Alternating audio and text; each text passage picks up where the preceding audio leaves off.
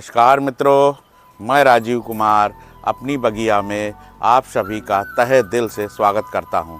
आप देख रहे हैं Rajeev kitchen gardening YouTube channel. अगर मेरे चैनल पर पहली बार आए हैं तो चैनल को लाइक करें, शेयर करें और सब्सक्राइब तो मुझे कर ही लें।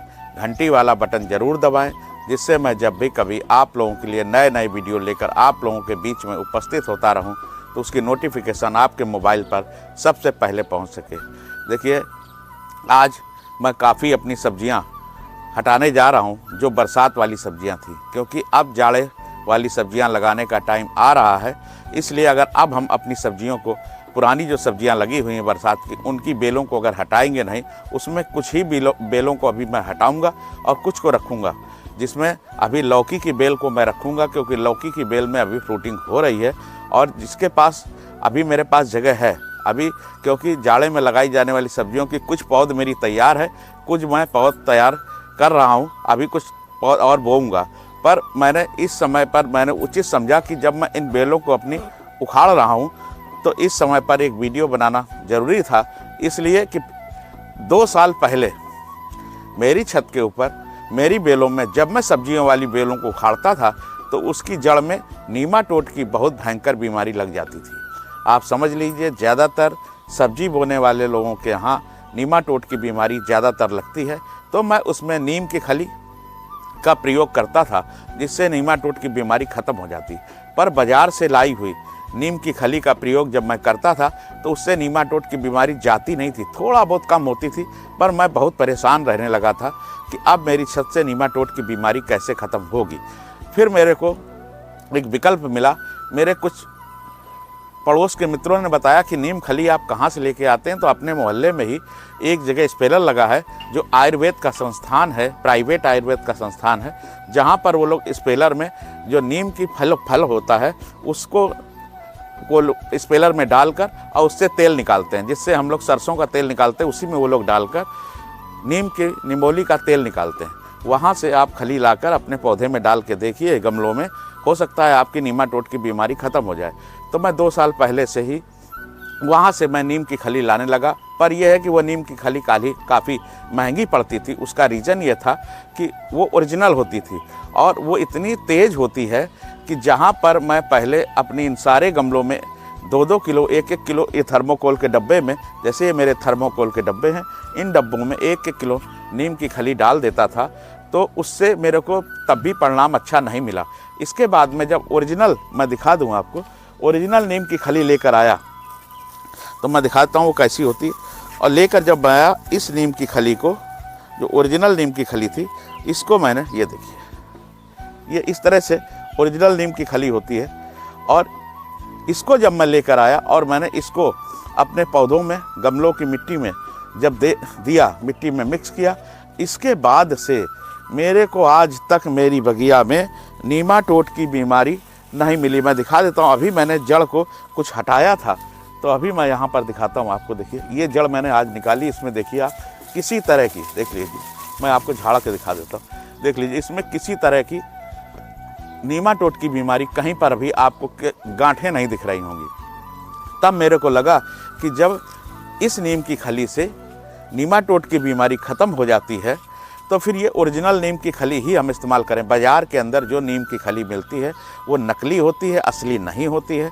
तो अगर किसी भाई को ये नीम की खली चाहिए ओरिजिनल वाली, तो आप एक बार, मेरे कहने से एक बार आप 1 किलो ही नीम की खली आप मंगा कर मेरे से देखिए।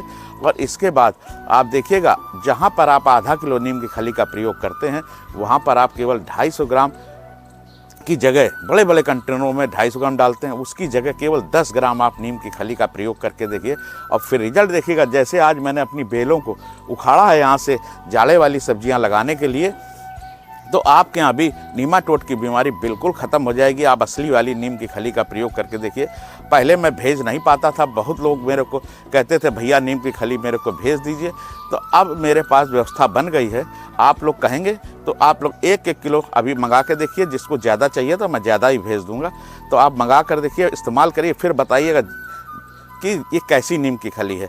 आज मैं जो हार्वेस्टिंग मेरी लगी हुई है तो मैं आपको थोड़ी हार्वेस्टिंग भी करता हूँ, क्योंकि ये लगभग आज चचेल जो पौधे उखाड़ दिए हैं उनसे जो फल लगे हुए हैं उन पौधों में देखिए छोटे छोटे फल लगे, इनकी भी हार्वेस्टिंग करूँगा और बताऊँगा आपको। ये देखिए अब मैं यहाँ पर देखिए अपनी जाड़े वाली सब्जियों की हार्वेस्टिंग करूँगा। ये लास्ट हार्वेस्टिंग होगी। जो बेल वाली सब्जियां हैं, अभी मैं अपने कुछ जो करेले के पौधे लगे हैं उनको नहीं हटाऊंगा, क्योंकि अभी उनमें फ्रूटिंग चल रही है, तो इसलिए कुछ दिनों में ये बेलें अभी अपने आप सूख जाएंगी। तब मैं इसके नीचे टमाटर, ब्रोकली, पत्ता गोभी, लाल पत्ता गोभी, बीन्स, छप्पन कद्दू, इस तरह से जाड़े वाली सारी सब्जियों को मैं अपने यहाँ पर लगाऊंगा। इसलिए गमले मैंने खाली किए हैं। आप कहेंगे राजीव जी इतनी हरी भरी बेलों को आपने उखाड़ दिया, मजबूरी है, उखाड़ना नहीं चाहता हूँ, पर अगर गमले खाली नहीं करूँगा तो ये बेलें कैसे, दूसरी सब्जियाँ मैं कैसे लगाऊँगा। तो आप भी अपनी छत के ऊपर अगर इस तरह से अब हो रही हैं बेलें, तो यहाँ पर देखिए करेले भी छोटे छोटे अभी फल दे रहे हैं। तो जब तक ये फ्रूटिंग कर रहे हैं, क्योंकि अभी मेरे पास लगभग इतने ही सीडलिंग तैयार है जिनको मैं अभी लगाऊंगा। बाकी देखिए ये इस तरह से भिंडियाँ भी लगी हुई हैं। यहाँ पर देखिए लौकी का भी साइज बड़ा हो रहा है। यहाँ से कुछ लौकी भी आज हम हार्वेस्ट करेंगे।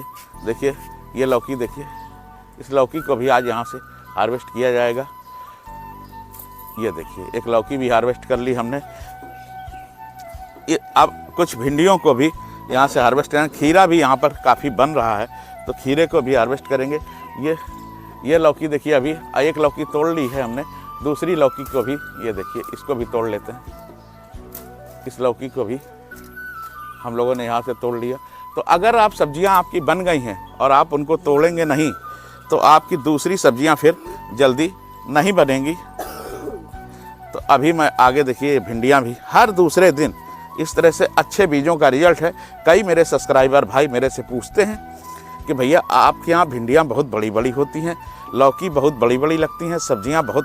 तो मैं उनको बताता हूँ, वो बोलते मेरे यहाँ नहीं होती हैं। तो आपके यहाँ इसलिए नहीं होती कि आप बाज़ार से 10 रुपये, 12 रुपये, 15 रुपये के बीज लेके आते हैं, तो वो अच्छे किस्म के बीज नहीं होते। मैंने अपने कई वीडियो में बताया है कि सबसे पहला काम है कि मिट्टी आपने बढ़िया बना ली, डब्बा भी आपने बड़ा दे दिया, गमला भी आपने बड़ा कर दिया, सब कुछ मिला लिया, पर इसके बाद भी अच्छा रिजल्ट नहीं आता। तो उसका अच्छा रिजल्ट ना आने का मेन एक कारण होता है, वो कारण है अच्छे बीज ना होना। तो आप एक बार मेरे से जाड़े में लगाई जाने वाली सब्जियों के बीज मंगा कर देखिए। आप मेरे व्हाट्सएप नंबर पर कमेंट करेंगे तो मैं उसमें आपको लिस्ट भेज दूंगा कि कौन कौन सी सब्जियों के बीज इस समय मेरे पास तैयार हैं। ये देखिए यहाँ पर खीरे की भी हार्वेस्टिंग, जबकि बरसात में इन बीजों को मैंने लगाया था खीरे को, और इस समय इतनी ज़्यादा फ्रूटिंग यहाँ निकल रही है, आए दिन यहाँ से खीरा मेरे को तोड़ने को मिलता है। और यहाँ पर आप लौकियाँ तो आपने देखी, अभी मैंने कुछ देर पहले यहाँ से लौकी हार्वेस्ट की थी। ये लौकी मैंने छोड़ी हुई है बीज के लिए, और अभी इसमें छोटे छोटे फल बन रहे हैं, इसलिए मैं लौकियों को नहीं हटाऊंगा।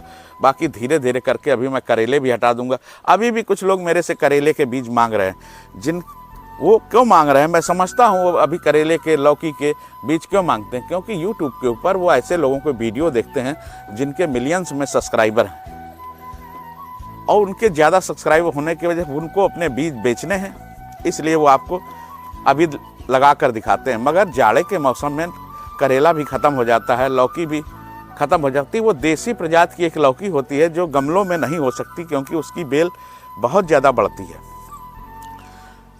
तो आपसे मैं कहूँगा अब आप बरसात में बोई जाने वाली सब्जियों को न लगाएं, दूसरों को देखकर। हो सकता है उनके यहाँ अभी टेम्परेचर अच्छा हो, पर कोई भी फसल आने के पहले उसमें लगभग 2-2.5 महीने लग जाते हैं फसल लेने के लिए। तो देखिए यहाँ पर कितनी सारी सब्जियाँ अभी टूट गई हैं, और यहाँ से लगभग डेली ये सब कुछ मिलता है। अगर यह जानकारी आपको अच्छी लगी हो, क्योंकि ये सब्जियाँ तोड़ने में समय लगेगा। और यहाँ पर देखिए बैगन, कितने सुंदर बैगन यहाँ पे बन रहे हैं। ये देखिए यहाँ पर देखिए, और ये मेरे 1 साल के पौधे हो गए। अब मैंने नए बीज लगा दिए हैं, अब इनको हटा दूंगा, नए पौधे तैयार कर लूँगा, तब मैं इनको हटा भी दूंगा। तो अगर यह जानकारी आपको अच्छी लगी हो तो चैनल को लाइक शेयर सब्सक्राइब जरूर करें। जय हिंद, जय भारत, जय किसान।